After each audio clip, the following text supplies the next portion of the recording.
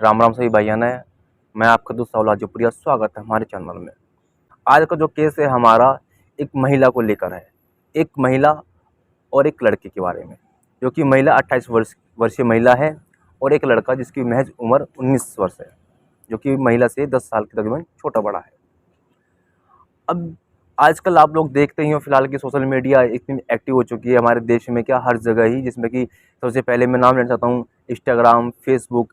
आजकल हर एक घर में, हर एक व्यक्ति के पास में एंड्रॉयड फ़ोन है, जिसको हम स्मार्टफोन बोलते हैं, जिसमें वो अपनी आईडी बनाकर इंस्टाग्राम, फेसबुक और भी वो सारे अन्य ऐप है छोटे छोटे, जिनमें कि फ़नी वीडियो बनाते हैं, उसमें एक्टिव रहते हैं।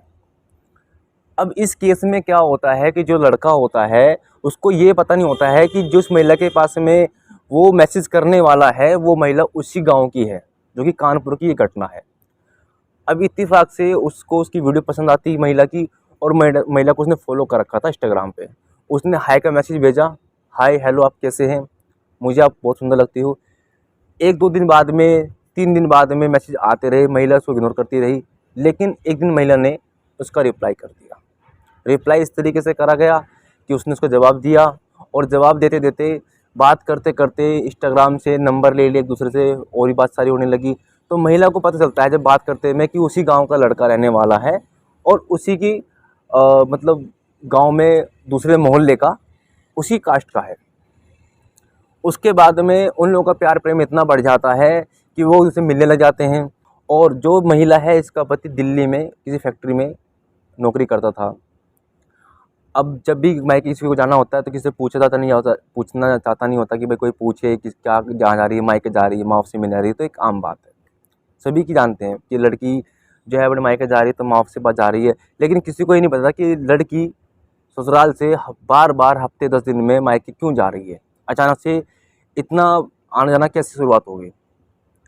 कुछ दिन बाद में वो लड़का लड़की एक दूसरे से फिजिकल हो जाते हैं, एक दूसरे से मिलना शुरू कर देते हैं। उसके बाद में उनको लगता है कि हम एक दूसरे के लिए बने हुए हैं और हम एक दूसरे को शादी करनी चाहिए। अब जो ये महिला है, जैसे लड़के से मिलना शुरू हुआ, प्यार प्रेम हुआ और फिजिकल हुए एक दूसरे के साथ में ये, उसके बाद में महिला को ऐसा लगने लग गया कि यही लड़का मेरे को इतना प्यार करता है, क्यों ना मैं इससे शादी करके इसके साथ में रहूं।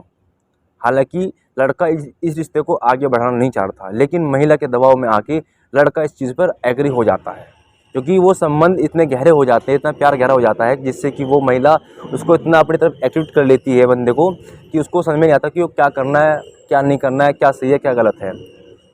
कुछ दिन बाद में महिला और वो लड़का थाने पहुंच जाते हैं, जो कि उनके गांव का नियर थाना जो लगता है उसमें पहुंच जाते हैं। वहां जाके एप्लीकेशन देते हैं अपने माँ बाप के खिलाफ में, जो उनके ससुराल वाले थे उनके खिलाफ में, कि हम अपनी मर्जी शादी करना चाह रहे हैं। लड़का भी बालिग है और मैं भी बालिग हूँ, मैं एक शादीशुदा भी हूँ। और आजकल का जो कानून है उसमें साफ तरीके से कहा गया कि अगर दोनों पक्ष बालिग हैं तो उनको शादी करने की अनुमति दी गई है। कानून ऐसा है हमारे देश में। अब महिला को जब ये एप्लीकेशन दे देती है, जो लड़का होता है उसको, परिवार वालों को नहीं पता होता है कि लड़का हमारा ऐसा कर रहा है, लेकिन महिला के दबाव में आके वो ऐसा कदम उठा लेता है। जब महिला अपने मायके जाती है और मायके से ससुराल आती है, लेकिन जब दोबारा जाती है, न तो वो घर पहुंचते अपने मायके और न ससुराल वापस आती। जब इस चीज़ के बारे में उसके घर वालों ने, ससुराल वालों ने पता करा कि भाई वो महिला है कहाँ पे, हमारी बहू कहाँ है, सुबह शाम होगी, ना वो मायके पहुंची ना वापस आई है, छानबीन स्टार्ट हुई, तो धीरे धीरे अगले दिन पता लगता है कि वो किसी लड़के से प्यार करती है और उसने शादी कर ली है, अब वो फलाने गाँव में रह रही है जाके। जब उसका पति यहाँ से कानपुर पहुँचा, वो थाने में पहुँचा, थाने में पहुँच कर उसको पता लगता है, जिस शॉर्ट हो जाता है बंदा, कि उसका मतलब घूम जाता है। ऑलरेडी उसके नाम पर एक अर्जी दी हुई थी कि मेरा पति या मेरे परिवार के अगर कोई भी व्यक्ति हम पे कोई हमला कर सकता है या हम पे कोई होता है तो इसके जिम्मेदार उन लोगों के नाम उसने लिखवा रखे थे। अब आप देख सकते हो कि आजकल की जो महिलाओं को पता नहीं क्या हो रखा है। पहले हमारे को सुनने में आता था कि भाई फलाने की लड़की, फलाने का लड़का चला गया, या फलाने का शादीशुदा लड़का था, वो फलाने लड़की थी उसको लेकर चला गया। लेकिन आजकल शादीशुदा महिलाओं को पता नहीं क्या हो गया है, कौन सा यूरिया खा रही हैं वो, कौन सा खाना खा रही हैं, कि उनको अपने पति को 1-2 साल 5 साल में उनका पति बुरा लगता है, और दूसरा जो लड़का होता है उनको वो इतना अच्छा लगता है कि उसको साथ में रहने के लिए अपना परिवार, घर बार सब छोड़ देते हैं, अपने बच्चों तक छोड़ के भाग जाती हैं। ये कहाँ तक का कानून है, कहाँ का ये आज का प्यार है और कहाँ तक ये चल रहा है और कहाँ तक इसका क्या होने वाला है, इसका अंत क्या होगा, ये कोई नहीं जानता। अब वो पुरुष उसके सामने हाथ जोड़ता है कि कोई बात नहीं, तुमसे गलती हो गई है, मैं आपको क्षमा करता हूँ, हमारे बच्चे की तरफ तो तुम देखो। लेकिन उस महिला को सिर्फ वो लड़का दिखता है। और जब यही बात जानकारी उसके लड़के के घर को पता लगी, उसका विरोध करा, लेकिन लड़का इतना मजबूर था, न जाने किस उसमें वो फंस गया था। जब ये केस ओपनली होने लगा तो महिला उस लड़के के साथ में उसी के गाँव चली जाती है, मतलब अपने ही गाँव में चली जाती है, जो कि गाँव मायके का लड़का था, वो दूसरे मोहल्ले का लड़का था। अब इस चीज़ के बारे में पूरे गांव में सुसुक स्टार्ट हो जाती है, बात बाहर आती है, पंचायत होती है। पंचायत में भी जो लड़का होता है वो फिर भी बोलता है कि चलो गलती इंसान से हो जाती है, बच्चों की तरफ देखो, तुम वापस चलो। लेकिन महिला इस चीज़ को लिए मना कर देती है।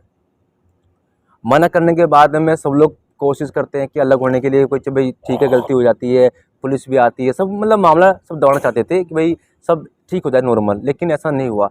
समय बीतता गया। 7-8 महीने बाद में 7-8 महीने बाद में उस लड़के का मन उब जाता है। उसको जो प्यार वाली जो महिला थी, जिसको बाबू सोना दिखती थी, वो उसमें उसको एक अलग सी बू आने लगती है। उसका एक तरीके से देखा जाए, उसका मन भर गया था उस महिला से, वो दुखी हो गया था उस महिला से, महिला के जवाब से, महिला की बातों से वो दुखी हो गया था। उसको लगने लग गया था कि कहीं ना कहीं मैंने इससे शादी करके या मैंने इससे प्यार की गलती कर दी है, और उसको छोड़ के भाग जाने की फिराक में लग जाता है कि मैं इसको कैसे छोड़ूं या इसको छोड़ के कहाँ भाग जाऊं। कुछ दिन बाद में वो लड़का अचानक से गायब हो जाता है। गायब मतलब भाग जाता है। अब महिला को चिंता होती है, महिला इसके बारे में पता करती है, तो वो लड़का एक चिट्ठी छोड़ जाता है। उस चिट्ठी में लिखा होता है, मैं आपको बताना चाहता हूँ थोड़ा पढ़ के। उस चिट्ठी में लिखा होता है कि मैंने जो गलती करी है मैं उसको सुधारना चाहता हूँ। नेहा, जो मैंने गलती करी है उसको सुधारना चाहता हूँ, और जो भी मैंने दोस्ती प्यार में करा ये हम दोनों की सहमति से था, लेकिन अब मैं इस रिश्ते को ख़त्म करना चाहता हूँ, यानी कि 7-8 महीने बाद में।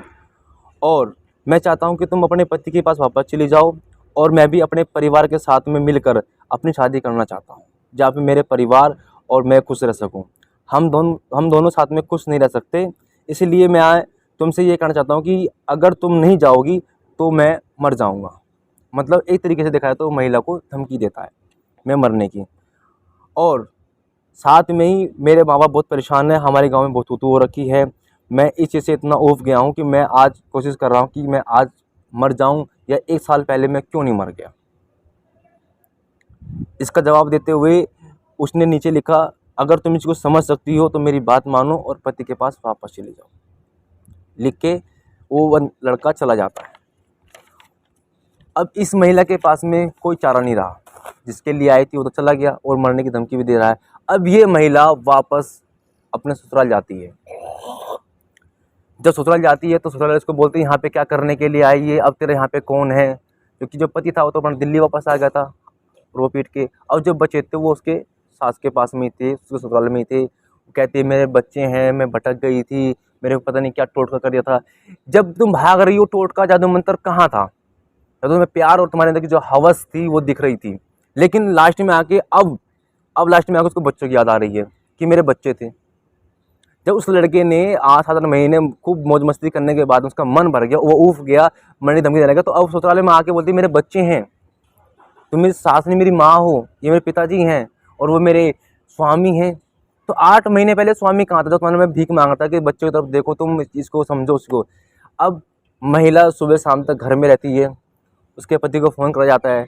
अब इसकी एंडिंग देखिएगा किस प्रकार होती है इस कहानी की एंडिंग। पति दिल्ली से जाता है, शाम तक हो जाती है, कानपुर पहुंचने में टाइम लगता है, यहाँ से 480 किलोमीटर दूर है, यहाँ से 500 किलोमीटर के आसपास में है। अब वो उस लड़के को पहुंचते पहुंचते सुबह कानपुर हो जाती है, सुबह पहुंचता है। अब गांव में पंचायत होती है, तो महिला भीख मांगती है कि मेरे बच्चों की से मुझे अलग ना करा जाए, मुझसे गलती होगी, मुझ पर जादू टोना कर दिया था, मैं इस चीज़ को समझ नहीं पाई और मुझे माफ़ कर दीजिए। अब ऐसे हालात में वो पुरुष को क्या करना चाहिए, वो पुरुष क्या करेगा? अब सुबह जहाँ तक कि वो महिला थी वो ससुराल में ही थी, वहीं रह रही थी रात को।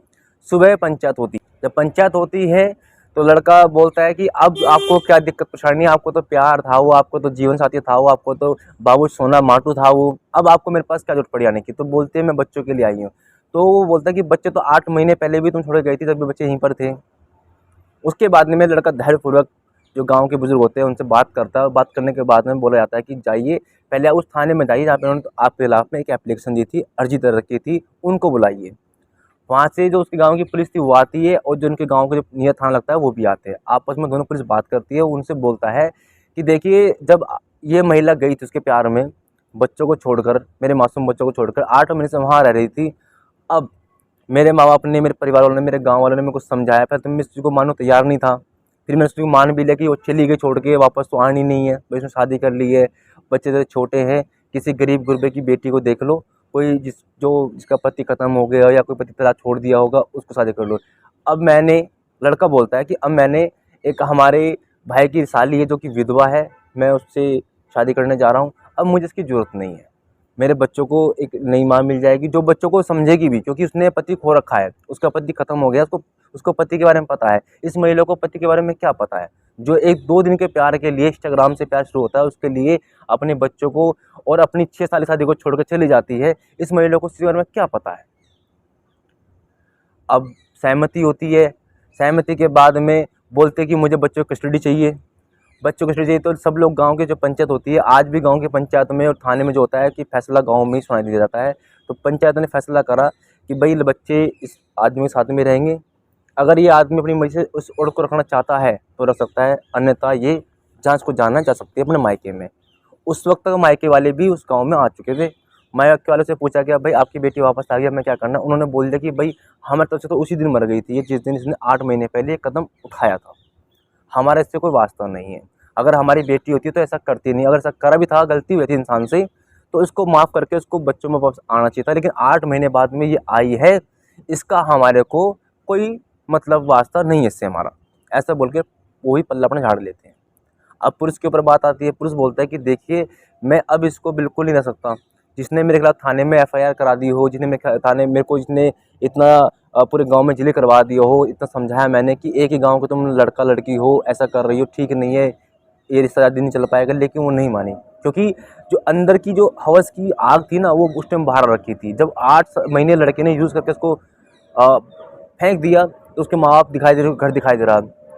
लास्ट में इसकी आप एंडिंग सुनिएगा। लास्ट में कहते हैं ना, कुत्ता ना घर का ना घाट का होता है, कुत्ता ना घर का घाट का होता है। ऐसा ही उस महिला के साथ में हुआ।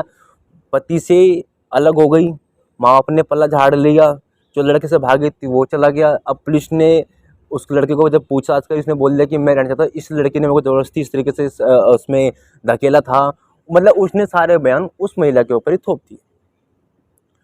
अब उस महिला के लिए ऐसा जीवन हो गया कि आज वो अपना तो अपने घर की रही, ना वो ससुराल की रही, ना ही उस लड़की की रही। तो ये इंस्टाग्राम फेसबुक का प्यार, मैं आपसे रिक्वेस्ट करता हूँ, मेरी माताएं बहनें, देश की हमारी सभी, आप हमारी माताएं बहनें, ये इंस्टाग्राम फेसबुक जो छोटे जो ऐप चल रहे हैं ना, किटी ऐप जिनको बोलते हैं वीडियो बनाने के लिए, इन पे आप वीडियो बनाओ, इन्जॉय करो, लेकिन इन प्यारे में मत पड़ो जो कि आपको 8 महीने 10 महीने साल भर यूज़ करने के बाद में, या एक बच्चा पैदा करने के बाद में आपको छोड़ दिया जाए और आप किसी लायक न रहें। मैं आपसे रिक्वेस्ट कर रहा हूँ कि आजकल का प्यार ये सिर्फ महज एक प्यार सिर्फ उस तक का रह गया जब तक का वो सुख प्राप्त होता है, उसके बाद में वो प्यार नहीं है आज का।